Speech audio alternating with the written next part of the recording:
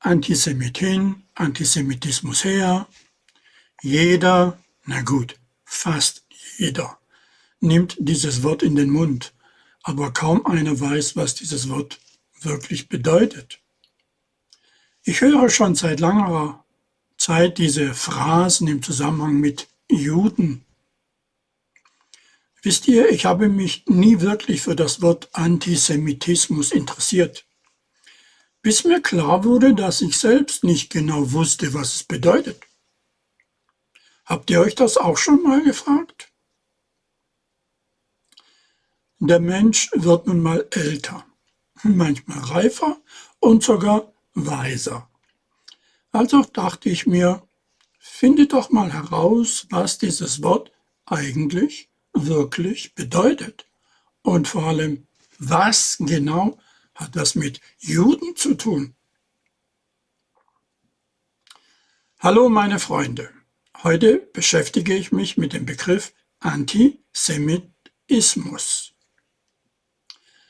Als ich begann, mich mit dem Begriff Antisemitismus auseinanderzusetzen, war meine Motivation klarzustellen, was dieser Begriff wirklich bedeutet und welche Verbindungen er zu bestimmten Gruppen hat. Ich wollte verstehen, wie dieser Begriff in verschiedenen Kontexten verwendet wird und wie sich Missverständnisse und Vorurteile darüber entwickelt haben. In meiner Recherche über Antisemitismus konnte ich nicht umhin, die komplexen und sensiblen Verbindungen zwischen verschiedenen Gruppen, insbesondere im Kontext von Palästina und Israel, zu bemerken. Diese Beziehungen sind von historischen, politischen und sozialen Aspekten geprägt, die das Verständnis dieses Themas weiter vertiefen. Es ging und geht mir darum, eine objektive Perspektive zu schaffen, ohne Partei zu ergreifen, um einen Beitrag zu einem umfassenden Verständnis dieses komplexen Themas zu leisten. Lasst uns also beginnen. Der Begriff Antisemitismus wurde im 19. Jahrhundert geprägt und popularisiert. Der deutsche Journalist Wilhelm Marr gilt als einer der ersten, der den Begriff verwendete. Er benutzte ihn in den 1870er Jahren, um Judenfeindlichkeit zu beschreiben. Marr war ein Antisemit und prägte den Begriff, um spezifische Formen des Judenhasses zu kennzeichnen. Der Begriff gewann dann an Verbreitung und wurde Teil des allgemeinen Diskurses über die Diskriminierung von Juden. Okay, aber was bedeutet dieser Begriff wirklich? Lasst uns erstmal sehen, wie sich dieser Begriff zusammensetzt. Das Wort Antisemit setzt sich aus den Bestandteilen Anti und Semit zusammen. Das Präfix Anti stammt aus dem Griechischen und bedeutet gegen oder entgegen. Es wird oft verwendet, um Opposition oder Widerspruch auszudrücken. Semit bezieht sich auf die semitische Sprachgruppe, die unter anderem das Hebräische, Aramäische und Arabische umfasst.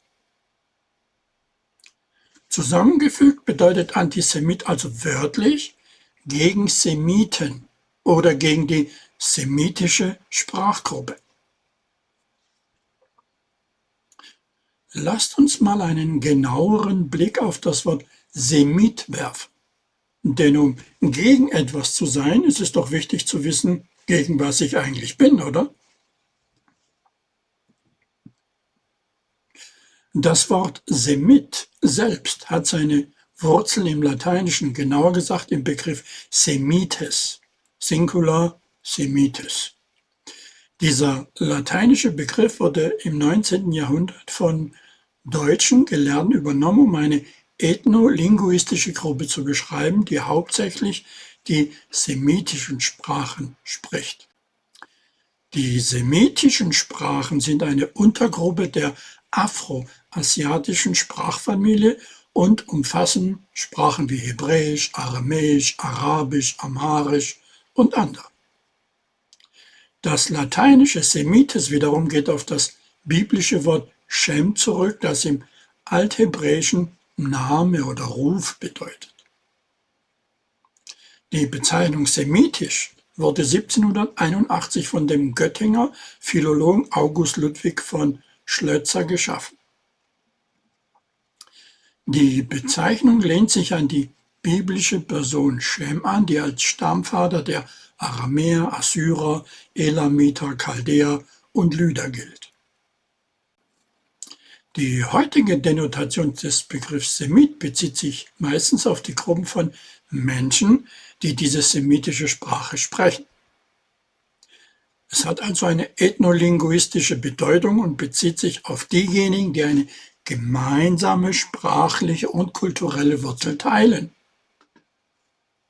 In dieser Hinsicht können Menschen, die Hebräisch, Arabisch oder andere semitische Sprachen sprechen, als Semiten betrachtet werden.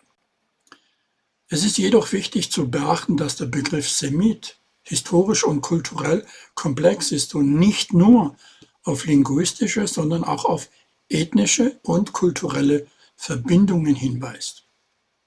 Gemeinsame sprachliche und kulturelle Wurzel teilen. Dann lasst uns doch erstmal einen Blick darauf werfen, welche Sprachen diese semitische Sprachgruppe denn beinhaltet und teilen. Nehmt euch bitte ab jetzt nichts vor, denn das kann dauern. Echt jetzt? Ja, echt jetzt. Welche Sprachen gehören also zur Sprachfamilie der semitischen Sprachen? Zu den semitischen Sprachen gehören, wie bereits mehrfach erwähnt, Arabisch, Hebräisch, Amharisch, Tigrinya und viele andere. Das aber sind einige der wichtigsten. Wie viele andere? Nun, neben den oben genannten gehören auch Akkadisch, Aramäisch, Maltesisch und weitere dazu. Maltesisch?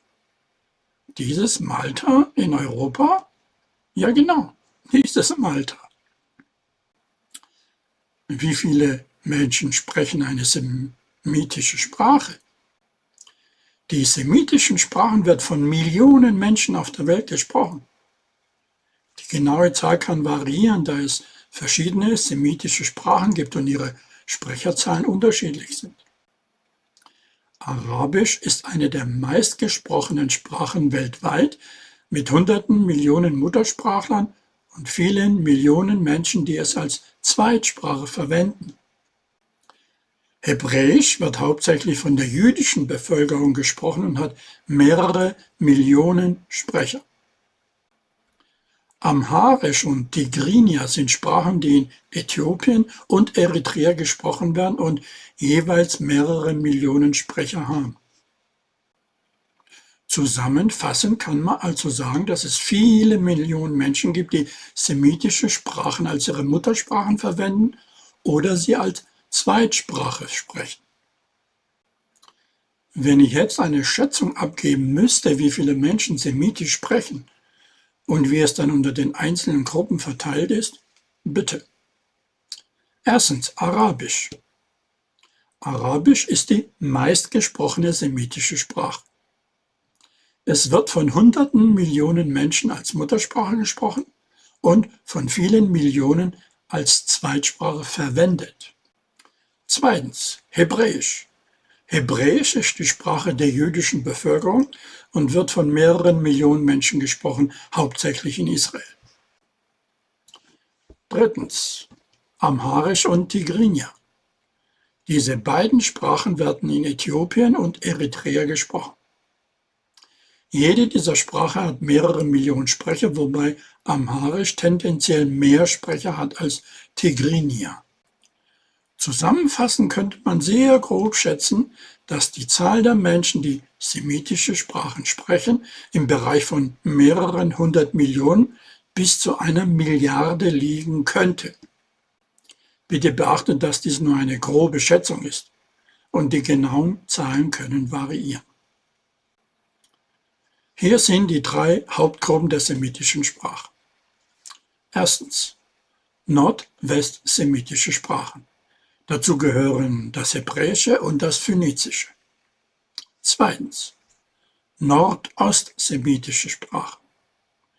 Dazu gehört das Akkadische, eine historische Sprache im alten Mesopotamien. Drittens, südsemitische Sprachen. Hierzu gehört vor allem das Arabische. Diese Gruppen repräsentieren die wichtigsten Zweige der semitischen Sprachen und das Arabische hat aufgrund seiner Verbreitung unter den modernen semitischen Sprachen einen besonders großen Sprechanteil. Wer genauere Zahlen möchte, dann ist es wohl ratsam, auf offizielle Sprachstatistiken und Volkszählungsdaten zurückzugreifen. Jetzt bezieht sich ja der Begriff Semit nicht nur auf Sprachengruppen, sondern der Begriff weist auch auf unterschiedliche Ethnien, ethnische Zugehörigkeiten hin. Haben wir ja weiter oben erfahren. Der Begriff Semit bezieht sich also nicht nur auf Sprachgruppen, sondern auch auf ethnische Gruppen, die diese Sprachen sprechen. Semiten sind also Menschen, die zu dem semitischen Sprachgruppen und ethnischen Zugehörigkeiten gehören. Es gibt verschiedene semitische Völker und Gemeinschaften, die historisch und kulturell miteinander verbunden sind. Dazu gehören beispielsweise die Hebräer, die Phönizier und die Araber. Es ist hier wichtig zu beachten, dass der Begriff Semit sowohl sprachlich als auch ethnische Aspekte umfasst. Natürlich gibt es neben den Hebräern, Phöniziern und Arabern noch andere semitische Völker und Gemeinschaften. Hier sind einige davon. Erstens, die Akkader. Die Akkader waren ein semitisches Volk im antiken Mesopotamien, insbesondere in der Stadt Akkad. Ihr Reich, das Akkadische Reich, war eines der ersten großen Reiche der Weltgeschichte. Zweitens, Assyrer. Die Assyrer waren ein semitisches Volk, das im antiken Mesopotamien lebte. Ihr Reich, das Assyrische Reich, war eine bedeutende Kraft im Nahen Osten. Drittens, Babylonier. Die Babylonier waren ein semitisches Volk, das im südlichen Mesopotamien lebte. Die Stadt Babylon war das Zentrum ihres Reichs. Viertens, die Kanaaniter. Die Kanaaniter waren eine antike Gruppe von semitischen Völkern, die in der Region Kanaan lebten, die Teile des heutigen Israel, Palästina, Libanon und Syrien umfasst. Fünftens, Aramäer. Die Aramäer waren ein semitisches Volk, das im nördlichen Mesopotamien und in Teilen des heutigen Syriens, Iraks und der Türkei lebte. Sie sprachen Aramäisch. Sechstens, Sabäer. Die Sabäer waren ein antikes semitisches Volk im Süden der arabischen Halbinsel, insbesondere im Königreich Saba im heutigen Jemen. Siebtens, Mandäer. Die Mandäer sind eine religiöse und ethnische Gruppe im Irak und in Iran. Sie sprechen Mandaeisch und praktizieren den mandaeischen Glauben. Gibt es mehr, auch weniger bekannte aus der Gegenwart? Ja, die gibt es. Hier ein paar. Erstens, Maroniten. Die Maroniten sind eine ethnisch und religiös definierte Gruppe im Libanon. Sie gehören zur maronitischen christlichen Konfession. Zweitens, Assyrer, Chaldäer, Surioe. Diese Gruppen gehören verschiedenen christlichen Konfessionen an und leben hauptsächlich im Nahen Osten, darunter im Irak, in Syrien und der Türkei. Sie sprechen oft Aramäisch. Drittens, Mizrahim. Die Mizrahim sind eine Gruppe jüdischer Gemeinschaften mit Wurzeln im Nahen Osten und Nordafrika. Diese Gemeinschaften umfassen sephardische und orientalische Juden. Viertens. Somalier. Die Somalier sind eine semitische Gruppe, die hauptsächlich im Horn von Afrika lebt, insbesondere in Somalia, Äthiopien, Djibouti und Kenia. Fünftens. Malteser. Wir erinnern uns. Die Malteser sind ein Volk auf der Insel Malta im Mittelmeer. Die maltesische Sprache, die semitische Wurzeln hat, ist eine der Amtssprachen Maltas. Sechstens. Tigre und Tigrinya. Diese Gruppen sind Teil der semitischen Völker im Horn von Afrika. Tigrinya wird in Eritrea gesprochen, während Tigre in Eritrea und im Nordosten von Äthiopien verbreitet ist.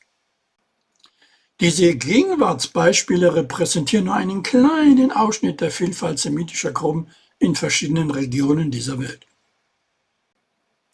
Gibt es eine grobe Schätzung, wie viele semitische, ethnische Zugehörigkeiten gab und wie viele es noch gibt? Nun ja, wenn wir von semitischen ethnischen Zugehörigkeiten sprechen, gibt es historisch betrachtet eine beträchtliche Anzahl von Gruppen, die mit semitischen Sprachen und Kulturen verbunden sind. Es ist jedoch wichtig zu beachten, dass die Identität und Klassifizierung von Ethnien oft komplex und umstritten sind. Historisch gesehen gibt es verschiedene semitische Völker und Gemeinschaften. Darunter sind erstens die Hebräer, schon wieder, die antiken Hebräer, die einen bedeutenden Einfluss auf die Entwicklung der jüdischen Kultur und Religion hatten. Zweitens Phönizier, eine antike Seefahrernation, die im östlichen Mittelmeerraum ansässig war. Drittens Araber, eine große ethnolinguistische Gruppe, die in verschiedenen Teilen des Nahen Ostens und Nordafrikas beheimatet ist. Assyrer und Babylonier, antike Mesopotamier, die semitische Sprachen sprachen. Aramäer, eine historische semitische Bevölkerungsgruppe mit einer eigenen Sprache und Kultur. Moderne semitische Gruppen umfassen erstens Juden, die jüdische Gemeinschaft, die eine bedeutende semitische Gruppe darstellt. Die Araber, die heute in vielen Ländern des Nahen Ostens und Nordafrikas beheimatet sind. Assyrer und Chaldäer, moderne Nachkommen der antiken assyrischen und babylonischen Völker. Mandäer, eine religiöse und ethnische Minderheit im Irak. Amhara und Tigrinya, in Äthiopien und Eritrea beheimatete semitische Gruppen. Nochmal, es ist jedoch sehr schwierig, eine genaue Zahl zu geben, dass sich Ethnien im Laufe der Geschichte entwickelt, vermischt und verändert haben. Die semitische Sprachen und Kulturen sind durch ihre Vielfalt und Komplexität gekennzeichnet. Daher bleibt jede Schätzung mit Unsicherheiten behaftet. Das wären ja jetzt Gruppen. Gibt es tatsächlich einzelne Völker? Tribes, wie die Engländer sagen würden. Das wird in der Tat noch schwieriger, da die Unterteilung in solch kleine Einheiten oft regional und historisch bedingt ist. Es gibt viele kleinere semitische Gruppen und Stämme, aber es ist sehr schwer, eine genaue Anzahl zu bestimmen, besonders da viele von ihnen nicht offiziell anerkannt oder dokumentiert sind. Einige moderne semitische Gruppen könnten Stämme, Clans oder Gemeinschaften innerhalb größerer ethnolinguistischer Kategorien umfassen. Zum Beispiel könnten bestimmte arabische Stämme oder jemenitische Bergstämme als semitische Gruppen betrachtet werden. Die genaue Zahl und Vielfalt dieser kleinen semitischen Einheiten sind schwer zu quantifizieren, da dies stark von lokalen historischen Entwicklungen, politischen Grenzen und kulturellen Faktoren abhängt. Es gibt wahrscheinlich Dutzende, wenn nicht Hunderte solcher kleiner Gruppen, von denen viele lokal begrenzt und weniger bekannt sind. Verstehen sie sich denn untereinander? Kann also ein Israeli einen, sagen wir, Mandäer verstehen, wenn sie sich unterhalten würden? Die Frage, ob ein Israeli einen Mandäer verstehen kann, hängt von verschiedenen Faktoren ab. Zunächst einmal ist es wichtig zu beachten, dass Israelis eine breite Vielfalt von Hintergründen, ethnischen Gruppen und Sprachen haben. Der Begriff Israeli bezieht sich auf Staatsbürger Israels, unabhängig von ihrer ethnischen oder religiösen Zugehörigkeit. Mandäer hingegen sind eine religiöse Gemeinschaft mit einer eigenen Sprache, dem Mandaeischen. Diese Gemeinschaft lebt hauptsächlich im Irak und Iran. Die mandaeische Sprache ist jedoch nicht weit verbreitet und viele Mandäer sprechen auch die Sprache ihres Gastlandes.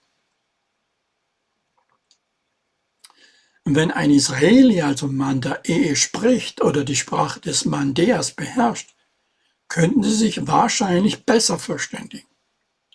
Andernfalls könnte die Kommunikation schwierig sein, da beide Gruppen unterschiedliche Sprachen und kulturelle Hintergründe haben. Das ist wohl wie: Die ganze Welt spricht Griechisch, sie weiß es nur nicht. Sie können sich auch nicht unbedingt untereinander verstehen. Eine interessante Analogie, gell? Die Idee, dass die ganze Welt Griechisch spricht, bezieht sich auf die tiefgreifende Präsenz der griechischen Kultur, Philosophie und Sprache in der Geschichte. Griechenland hatte einen bedeutenden Einfluss auf die westliche Welt, insbesondere durch die antike griechische Philosophie, Literatur und Wissenschaft. Die Tatsache, dass Menschen sich möglicherweise nicht direkt verstehen können, selbst wenn sie theoretisch die gleiche Sprache sprechen, unterstreicht die Vielfalt von Dialekten, Akzenten und kulturellen Nuancen, die in einer Sprache existieren können. Es betont auch die Bedeutung von kulturellem Verständnis und Empathie bei der Kommunikation zwischen verschiedenen Gruppen von Menschen. In Bezug auf die Welt der semitischen Sprachen könnte man also sagen, dass, obwohl sie eine gemeinsame sprachliche Wurzel haben, die Vielfalt der Dialekte und kulturellen Unterschiede zwischen verschiedenen semitischen Gruppen die direkte Verständigung herausfordern kann. Also ähnlich wie die romanische oder vulgärlateinische Sprachen. Franzosen verstehen ja nicht unbedingt Italiener, Portugiesen, Spanier, Rumänen etc. Die nächste gute Analogie, oder? Denn die romanischen Sprachen, die alle vom Vulgärlatein abstammen, haben sich im Laufe der Zeit in verschiedene Zweige entwickelt, die oft untereinander nicht vollständig verständlich sind. Französisch, Italienisch, Spanisch, Portugiesisch und Rumänisch sind zwar linguistisch miteinander verbunden, aber die Entwicklung individueller Dialekte, Wortschatzunterschiede und kulturelle Einflüsse haben zu einer Vielfalt geführt, die eine direkte Verständigung nicht immer gewährleistet.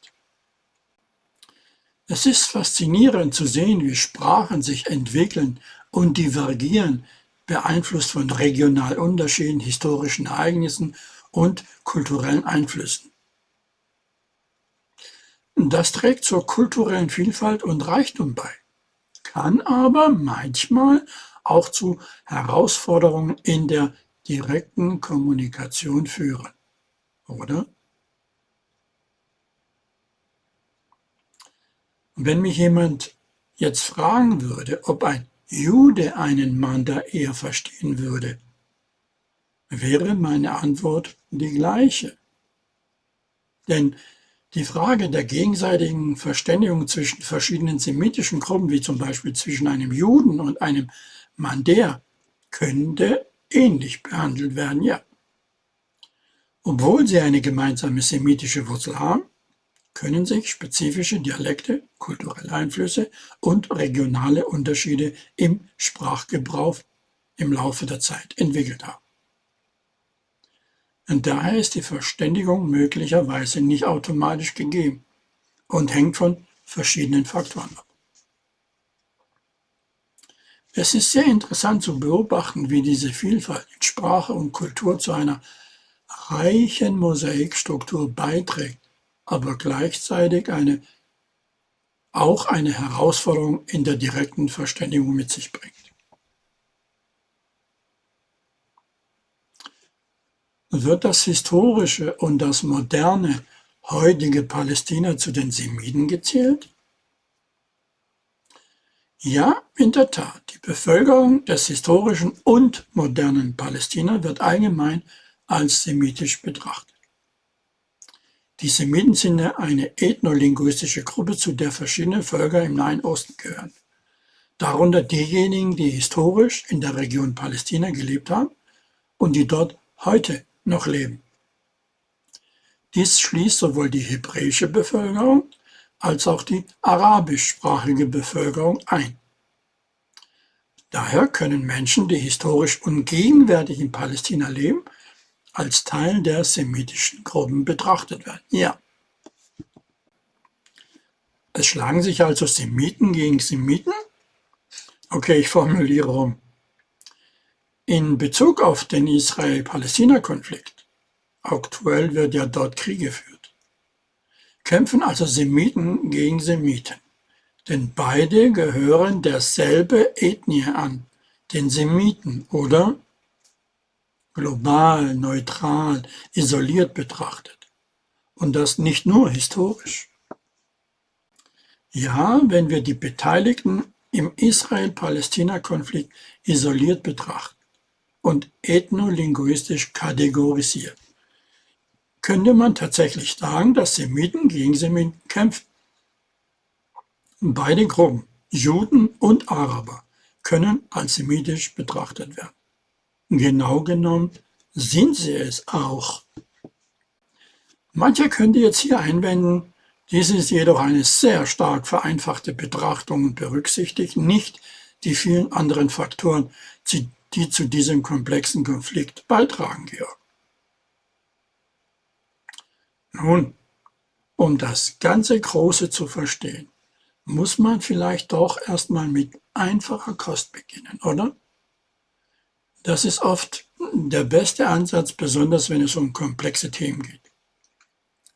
Einfacher Kost zu folgen hilft, Grundlagen zu verstehen, bevor man sich in kompliziertere Aspekte vertieft. Denke ich, meine ich, lebe ich. Gut, aber warum erzähle ich euch das hier eigentlich? Geht es in diesem Video nicht um Antisemitismus? Ja, tut es. Weiter oben habe ich Folgendes gesagt.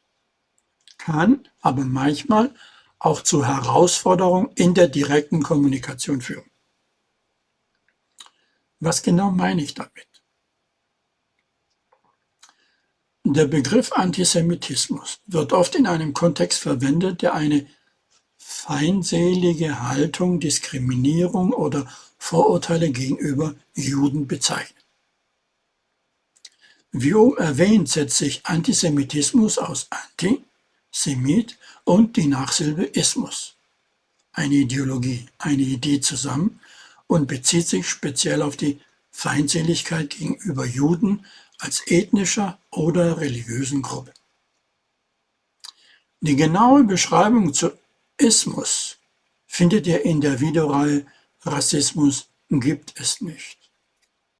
Wenn man also so einen Begriff sagt, ausspricht, verwendet, können sich da nicht alle semitischen Sprachengruppen, Ethnien und ethnische Zugehörigkeit angesprochen fühlen? Vielleicht tun sie das ja auch, nur so zum Nachdenken.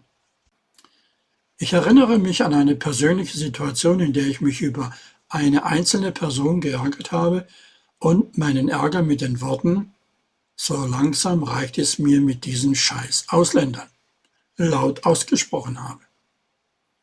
Ich bekam eine Anzeige wegen Beleidigung, die mich 2.500 € gekostet hat. Mein Anwalt sagte mir: „Du kannst froh sein, dass die anderen Ausländer drumherum sich nicht auch angesprochen gefühlt haben und dich nicht auch angezeigt haben.“ Das wäre sehr, sehr teuer geworden. Daraus lernt man ziemlich schnell, vorsichtig zu sein mit dem, was man sagt. Zumindest geht es mir so. Die Anekdote, die ich geteilt habe, soll verdeutlichen, wie unsere Sprache und Ausdrucksweise oft weitreichendere Auswirkungen haben können, als wir beabsichtigen. Ähnlich könne das mit dem Begriff Antisemitismus sein. Indem wir uns bewusst machen, dass dieser Begriff sich auf die semitische Sprachgruppe als Ganzes bezieht, könnten wir sensibler mit seiner Verwendung umgehen. Nur so zum Nachdenken. Ich habe dann noch einen Gedanken. Ist der Begriff Antisemitismus nicht mit folgendem Gedanken zu vergleichen? Wie wenn ich so etwas sage wie: „Ich bin Anti-Hellenism“ und meine damit nur zum Beispiel die Athener. Denn Hellenen sind sie alle, die Stadtstaaten. Aber ich will nur meinen Athener-Hass zum Ausdruck bringen. Nur so zum Nachdenken. Für meine deutschen Freunde. Stellt euch vor, jemand sagt: „Ich hasse alle Deutschen.“ Und dabei meint er möglicherweise nur die Preußen, nur die Bayern oder nur die Franken. Oder sogar nur die Katholiken oder nur die Protestanten. Auch wenn alle Teile der deutschen Bevölkerung sind, gibt es dennoch kulturelle und regionale Unterschiede zwischen den verschiedenen Gruppen. Nur so zum Nachdenken. Diese Analogie verdeutlicht, dass der Begriff Antisemitismus, der oft verwendet wird, um Feindseligkeit gegenüber Juden auszudrücken, nicht immer die Vielfalt der semitischen Gruppen genau widerspiegelt und auch nicht respektiert. Es ist wichtig, aus meiner Sicht natürlich, präzise und respektvoll mit Sprache umzugehen, um Missverständnisse zu vermeiden und die Vielfalt innerhalb unserer Gesellschaft zu schätzen. Nur so zum Nachdenken. Plappern wir bitte nicht einfach nach. Und jetzt, liebe Zuschauer, lasse ich euch alleine mit euren Gedanken. Dieses Thema ist so vielschichtig und facettenreich wie die Sprachen selbst, über die wir gesprochen haben. Nutzt dieses offene Ende, um eure eigenen Gedanken zu formen. In diesem Sinne. Der Beginn der Weisheit ist die Definition der Begriffe. Sokrates. Ich kann niemandem etwas lehren, ich kann sie nur zum Denken bringen. Sokrates. Und ist der Schüler nicht wenigstens die Hälfte seines Weges alleine gegangen, so hat er nichts gelernt. Na, von wem? Sokrates. Und genau in dieser Reihenfolge. Was bedeutet Antisemitismus für euch? Ist es nicht langsam an der Zeit, sich dieses Wortes zu entledigen? Wie könnten wir Missverständnisse in der Sprache überwinden? Lasst eure Gedanken fließen und teilt gerne eure Perspektiven in den Kommentaren. Bis zum nächsten Mal. Bleibt neugierig und denkt selbst. Sapere aude, mein Freund. Sapere aude. Weisheiten zum Mitnehmen. Bleibt mir gewogen, euer Georg Muratidis. Bis zum nächsten Mal. Kommentare erwünscht. Bleibt gesund.